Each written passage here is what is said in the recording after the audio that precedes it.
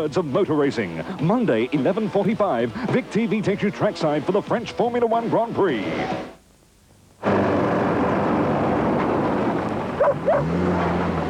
So, what's with the Lyland brothers? What happened to the wagon? The Jackaroo is around the same price. With everything. Fuel injection, power steering, automatic if you want it. Well, what are you going to do with the four-wheel drive? Kakadu. Fraser Island. Give you a drive. Yeah, wouldn't mind. Hello? Oh, no, she's in the bath. Oh, hold on. Sally, it's Debbie. She's left the clients under the dryer too long and her hair's all dried out. Tell her it's my day off. Sally. Okay, she needs to rewash her hair and then apply the... Then apply the best intensive conditioning treatment you can get your hands on. Which treatment would you use? New keratin-enriched Sunsilk Intensive Conditioning Treatment.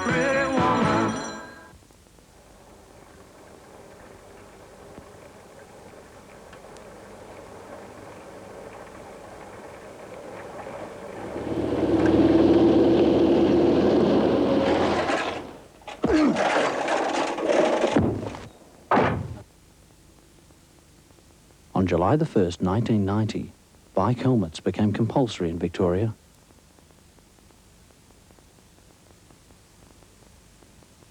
There's movement on the Murray and down the Goulburn too. The truckies here are on the move. The Riverina looks brand new. On dairy farms and paddocks, on roads you'll often see. In timber mills, on river boats, they're moving with BP.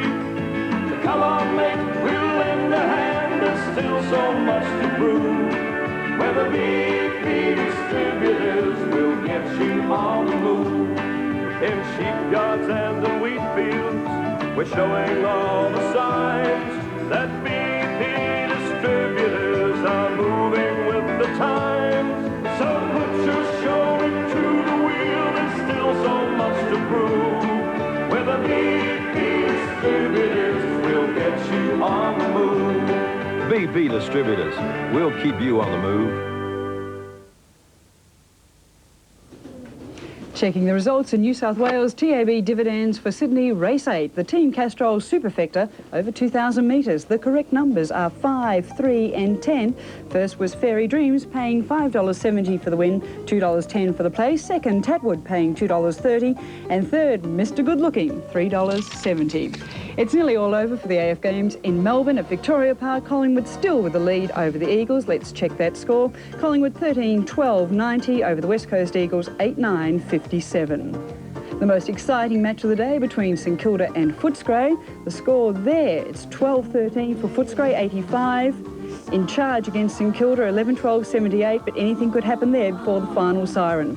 The Hawks in charge, too good for the Cats today. Hawthorn 18-10, 118 over Geelong, 7-8-50. The Kangaroos continue their own slaughter of the Demons, 27-12, 172. What a performance against the Demons, 8-12, 60. And Essendon will pick up the 4 points from the Roys. Essendon now 19-21, 135 to the Roy boys, 8-7, 55. We'll be back soon with the full-time scores, but right now it's over to Ken Sutcliffe. Kenny? Thanks, Anne-Marie.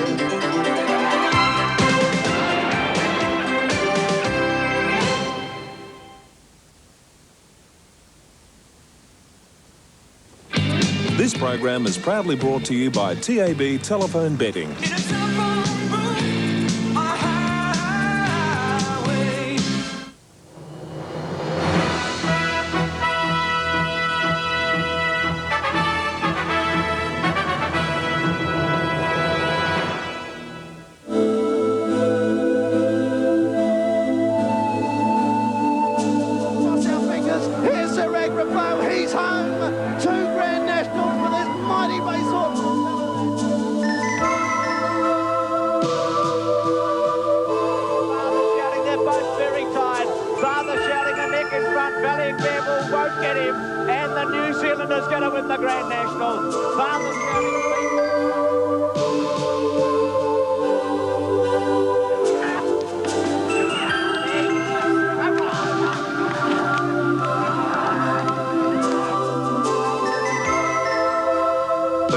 National is the pinnacle of the most spectacular facet of horse racing, jumping.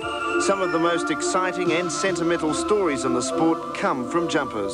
Some are too slow on the flat and are left with two options, the knackery or jumping. The mighty Sir Agrafo is the best example. Another chapter will be written into the record books this year. The Nationals will be seen live on 10. Very good afternoon, ladies and gentlemen. Welcome to Channel 10's exclusive coverage of the Melbourne Cup Over Jumps, the Grand National Hurdle. Also, a very good afternoon to our regional stations. Thank you for joining us, BTV, GMV and STV. The Grand National, as I said, is the Melbourne Cup Over Jumps. It's a fearsome race, 4,800 metres, and they jump 18 hurdles. And this year we have one of the best fields ever assembled. The update on the tote, the race is only about 9 minutes away. On the Victorian Totalisator, we see Sir Agrafo at $9.75, Sharp as $1.25, he's the clear-cut favourite. Star Count $3.95, Vinciamo at $2.10, Norfolk Dancer $8.80, Raft Boy $5.80, Royal Pride at $13.70, numbers 3 and 9 are both scratched. Curratash at $5.95, Taranui $18.90, Zealand Grey $17.05, Quartermaster $17.50, Belserie better than $43, Haven Court with Christine Reeve aboard $87, and Dunrow, last year's Grand Annual winner, is showing $41. It's going to be a fabulous race. Peter Donegan and Graham Kelly are in the mounting yard. The jockeys are aboard their horses, fellas. It's going to be a truly marvellous race. A very good afternoon to you both. Thank you, Dan, and good afternoon, everyone. Yes, it's a bit cool down here in the mounting yard, but the excitement hotting up before the start of the dominant Grand National Hurdle as I welcome Graham Kelly. And Graham, you know it's winter in Melbourne when it gets a bit cold, but also when the jumping races are on. Yes, you certainly do, Peter, and a marvellous race coming up here, the Grand National Hurdle. Sharp as very hard to beat. Sir Agrafo going for a historic third win in the event. A great race.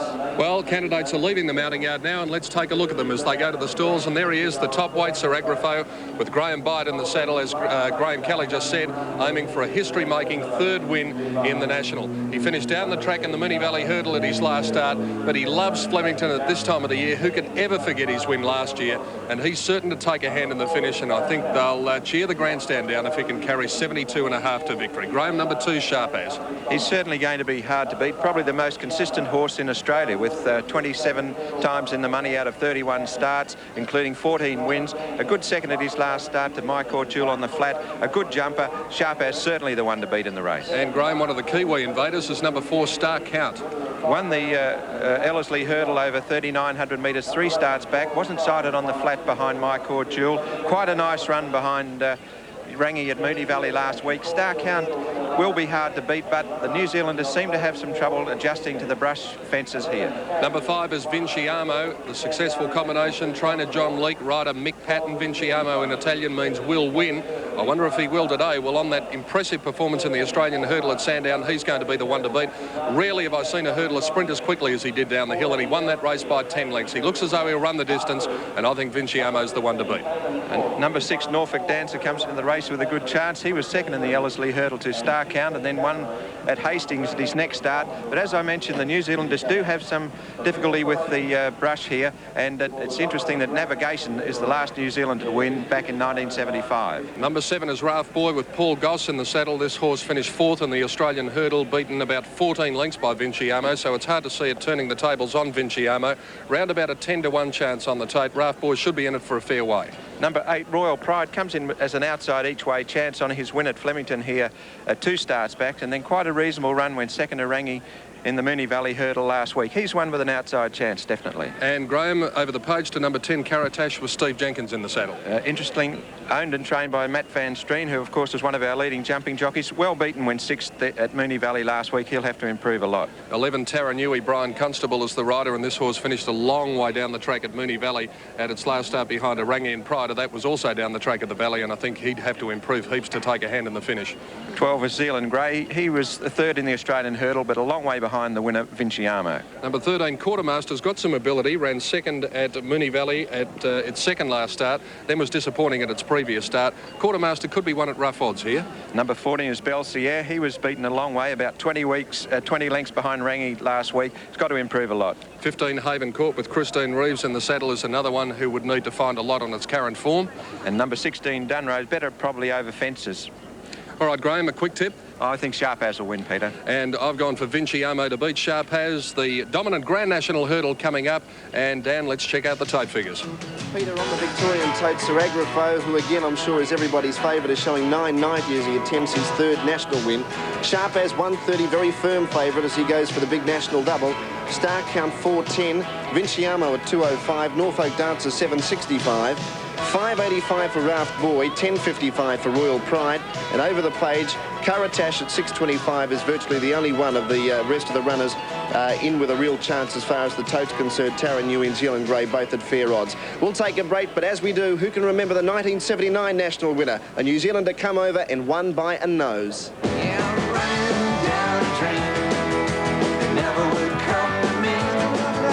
Kanawina was first over, joined by Trialbed. Blue Beacon under the whip next to their following by Overcome. They're coming towards the last 200 left to go. Kanawina finding plenty on the inside and Trialbed. Kanawina labour the neck in front. Trialbed on the outside, bridging the gap. Kanawina, he's finding plenty from Trialbed. Blue Beacon and Overcome might beat them all. Overcome's flying near the inside. Overcome grabbing Kanawina. They're all walking. Overcome's going a bit better on the line. Overcome has got up, I'd say, on the last strike of the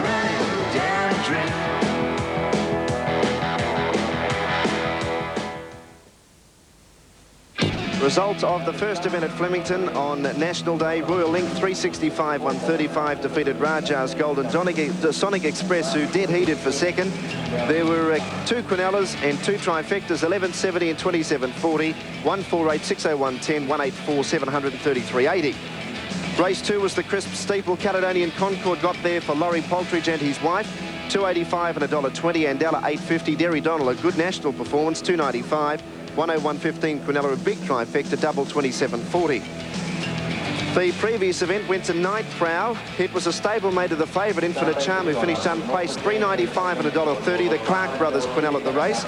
Blame third, 295. Trifecta 317.95, 67.40 for the extra double.